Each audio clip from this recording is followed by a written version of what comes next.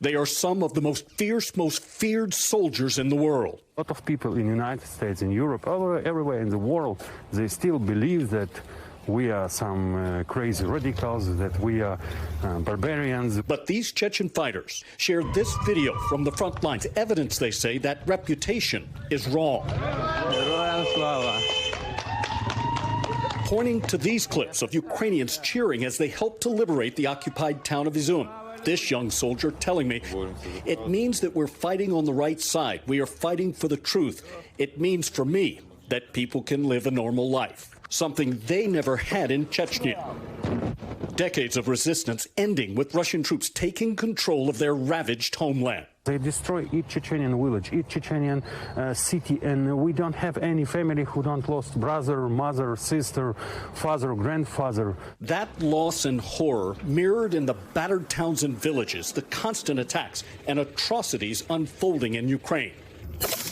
The commander of the unit, now leading troops to war for the third time against Russia, and never more confident that they will win, saying, we are surely going to, because the whole world is behind us and supports us. There is, though, little if any support from the place they were forced to leave. I'm not happy that people with same blood, with same language dying on the other side. Thousands of Chechens have been drafted or volunteered, now fighting alongside Russian troops, highlighted by the leader of the Chechen Republic's threatening comments this weekend in support of Vladimir Putin. Traitor is more dangerous than Russian soldiers, because this traitor, he betrayed our nation, he betrayed our culture, and he just want to killing all of us.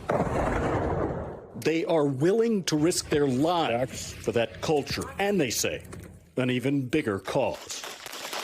We fight for our freedom. All right, Jay Gray joins Top Story tonight from Kiev. So, Jay, how many of these Chechen soldiers are there fighting alongside the Ukrainian soldiers? And based on your reporting on the ground, how are they tactically assisting with this current surge? Yeah, it's interesting, Tom. They won't give you exact numbers for security reasons, but do say there are several dozen that are on the ground in different areas across the front lines. They go out in small elite strike units, maybe a dozen or so, and they are deployed, of course, by Ukraine soldiers and Ukraine units. They're all going to the front lines, being used to help liberate some of these villages and towns that they are moving into during the counteroffensive. So, Jay, you know, we've seen this reporting about the leader of Chechnya and essentially how he's siding with Vladimir Putin. Our viewers may have noticed some of the blurred out faces there. Can you talk to us, though, about how important it was not to disclose their identities, because it's such a delicate situation? We're talking about life or death here.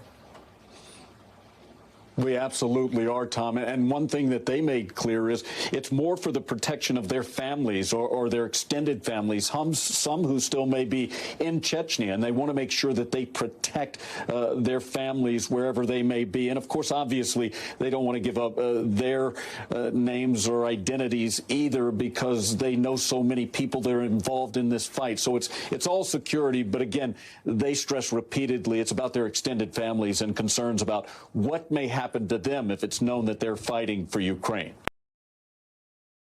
Thanks for watching our YouTube channel. Follow today's top stories and breaking news by downloading the NBC News app.